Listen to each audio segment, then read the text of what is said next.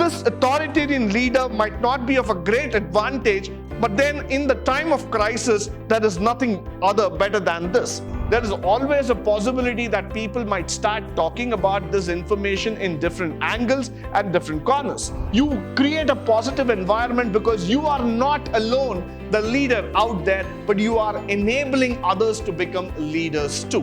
Leadership is all about understanding the situation, understanding the nature of work and the environment.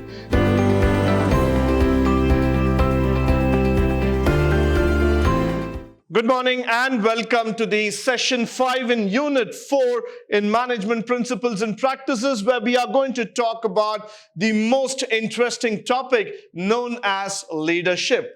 Now, what is leadership all about? Because throughout the history, we have been speaking about this leader and leadership qualities. Is it all about leading from the front? It's all about being powerful, known, identity. What is it all about to be a supreme leader? We have seen many world leaders who have actually tried to shape the world in different ways, in different formats altogether. But then when I talk about leadership in particular, it is a subject of a great eminence. Why? Because it involves a lot of qualities, it involves a lot of attributes which we need to understand in order to guide the people, in order to motivate the people and take them in the right direction. Now, the concept of leadership is broadly divided into 5 different categories. So starting with the authoritarian leadership, participative, delegative, transactional and transformational. Now look at the names itself. They are quite interesting for each one of us to understand, starting from the authoritarian, the participative, delegative, transactional and transformational. So moving with this, let's first try to understand the authoritarian leadership, which means a leader allows to impose expectations and defines the outcomes. Now, the leader here is somebody who knows exactly what needs to be done. He is a kind of a leader who believes that one man, one person can turn the show, can make the event happen. I am an authoritarian leader, which means I exactly know what needs to be done at what point of time. I don't have to be guided. I don't have to be told how to behave, how to be there, how to run the show. All I need is the authority, the command. So when I issue the command, when I give the orders, when I give the direction, you better follow it. That's exactly where the authoritarian leadership comes from, which means to say that this leader has got the knowledge. He believes that he exactly knows how to take the things forward. Now, this is an efficient strategy only if it's on the time constraint factor. Creativity will be sacrificed since the input is limited, and this is also used when team members need clear guidance. So probably the concept of authoritarian leadership comes in time period of emergency. It comes in the time period when you have a very limited time factor to reach the deadline, and you have a very small team which exactly needs an expert guidance altogether. So that's where I talk about the authoritarian leadership factor altogether, which means to say at some point of time, this authoritarian leader might not be of a great advantage, but then in the time of crisis, there is nothing other better than this. Now, what are the advantages here? The time spent on making crucial decisions can be reduced. So the first thing in an authoritarian leadership is that it is instantaneous. You don't have to worry. You don't have to think too much. The decision is taken on the spot and it will be delivered on the spot, followed by the chain of command can be clearly emphasized. So you know exactly who is in order, who is in the place, how this command needs to be taken forward, where the instructions have to be delivered. Second thing, mistakes in the implementation of plans can be reduced. Definitely yes. Why? Because when we talk about this factor is very, very interesting. Why? Because you look into the factor here, you can reduce the mistakes to a very great extent. Why? Because there's only one person who's telling in, one guidance is given, and you just have to finish it. You don't have to think further at all. And this style of leadership creates a consistent results. Why? Because the flow is consistent, the process is already in place, so the results will also be consistent enough. So that's why I typically try to say here that it is a consistency process that we are trying to talk about. Followed by the disadvantages. A very strict leadership style can sometimes lead to employee rebellion. Definitely yes. If you're going to be very strict with your employees, then this will not be taken into consideration at all. People will try to rebel against you. They might say that we are not happy with you. We don't want to be in this kind of format. We might say that this is not what we are really accepting altogether. So this is not really a consistent leadership in terms of employee-friendly relation. Next, it kills employee creativity and the innovation factor. Now, because it is an authoritarian leadership factor here, I will not allow people to think beyond. I will not give the chance for you to think out of the box. So for me, creativity and innovation can take a step back. All I need is my commands to be completed on time. So let's not worry about creativity and innovation. You might be good enough, but I don't want your thought process right now. Followed by, it reduces the group synergy and collaboration because there's one leader and the leader wants you to do things in a particular manner. So we are only talking about the collaboration process here, which is going to get reduced. Followed by, group input is reduced dramatically. Not everybody is going to put the same effort because leadership has given the command. Authoritarian leadership increases employee turnover rate. So this is very, very important factor here. Now, because of the authoritarian leadership, there might be a chance that people leave the organization faster. They are not truly interested in this, so they might suddenly feel that I don't want to work under this kind of leader at any given point of time. So there might be a chance that people will leave the organization at any given point of time. Followed by participative leadership. Now look at this style. This is a style that is rooted in the democratic theory, which means to say that every member of the team is very, very important in terms of participation, in terms of decision making, and everybody has to involve in the activity. So that's where I would say that every member has to come in, they have to give in their best, they have to stay motivated, they have to contribute to the development of the team. Followed by, the leader will normally have the last word in decision-making process, no doubt about it. However, if there are disagreements, suppose somebody comes back and says, sir, I'm not happy with the way how this has been taken, there is always a room for betterment. There is always a room for a chance of improvement that we are trying to talk about. So what we will try to do, we will take a time to reach to the consensus. We will take some time to come to the final decision. We're not going to say that, sir, this is final, so end of the day. No, that's not going to happen. We're going to give them a chance in terms of understanding. But nevertheless, what we need to understand in this participative leadership is that we are not giving away people here. We are making them understand, yes, you are important. Followed by, it increases the employee's motivation and job satisfaction. That's the biggest advantage, which I would like to point it out here. The moment we talk about participation, that means to say that the employee is motivated. Why? Because you are inviting him to be a part of the system.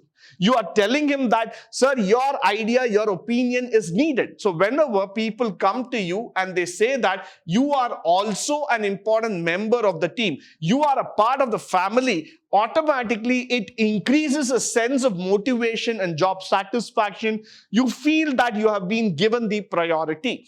Followed by, it encourages employee creativity. As a team, as a family, we believe that everybody's thought process, intellectual ideas should be given importance. So we give importance to the employee creativity, we encourage it. Suppose somebody has got a talent of music, somebody has got the talent of painting, somebody has got the talent of public speaking, we promote it.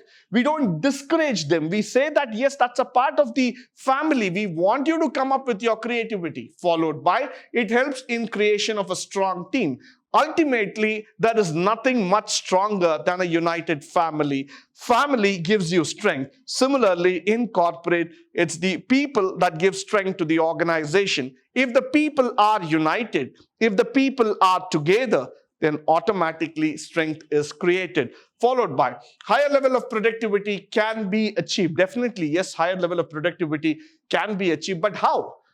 Why? How can we start thinking about in a participative? How the question comes out by the factor that higher level of productivity can be achieved only when people work together, when they join hands together, and that's where the higher level of productivity will be achieved. Followed by the decision-making process, the disadvantage when we are talking about, that becomes time-consuming. Why? Because when everybody takes their own time, everybody wants to speak, everybody wants to take their own factors, so decision-making becomes very, very slow. Followed by leaders have the high probability of being apologetic to employees. Somewhere down the lane, you would start seeing that in this style of leadership, you are a weak-hearted person. Why is that? Because you feel sorry for every employee. You feel at times that, I should have been kind enough. Rather than just putting a stern voice out there, you feel that this is a chance, this is a moment for me to ask an apology to an employee. So what happens here is that leaders suddenly become that weak, that timid kind of a personality, followed by communication failures can also happen. Sometimes what happens is that there are too many people in the room, you just keep talking, the purpose, the content of the message might get lost. So that's also possible here. Security issues can arise because of transparency of information sharing. And look at this process. You know that people are in the habit of sharing information, and it's always possible that being a gossip monger as one among the team members, there is a high possibility that a confidential information can be shared outside the room.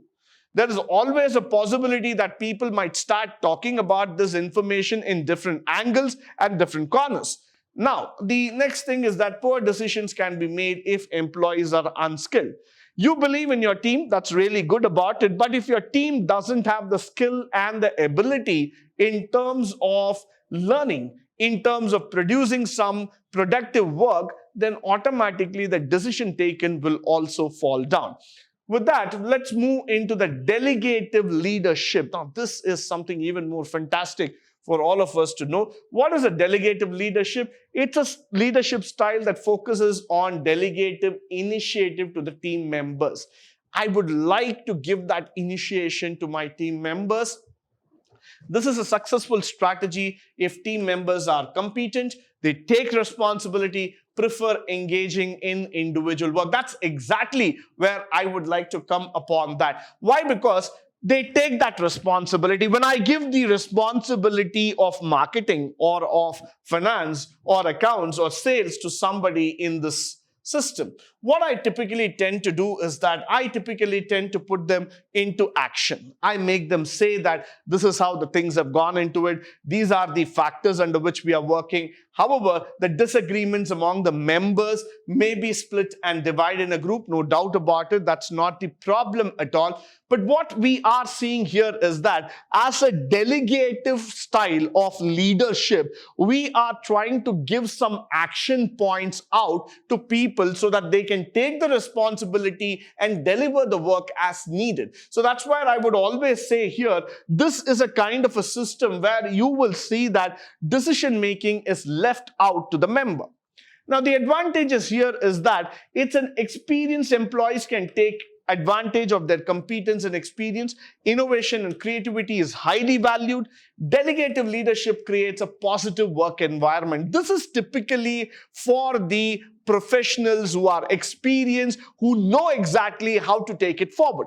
So when you know that this is your platform, you know this is the way how it needs to be done, this is your turf, you are going to take it forward and you are going to do it. Now that's one of the reasons, even when you see in a cricket team, what typically happens is the most experienced player, the senior player, is being made as a captain of the team. And in a different formats, when you're going to see about a T20 format, or whether it's going to be a test format, or it's going to be a one-day format, you typically see people who are competent enough to lead the team, which means to see that they know their experience, they know what has to be done on the field on that particular time, they put in their best ideas, they take the team forward, and yes, they are able to see a positive result coming out. And the most important thing in delegative leadership is that you create a positive environment because you are not alone, the leader out there, but you are enabling others to become leaders too.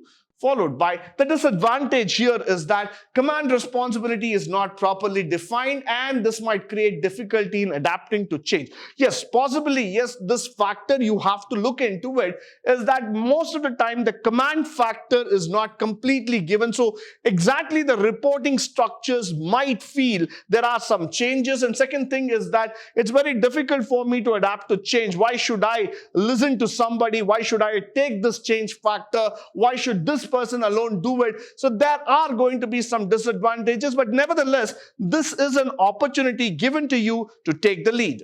Followed by transactional leadership. Now, this is another fantastic word that we have to learn today.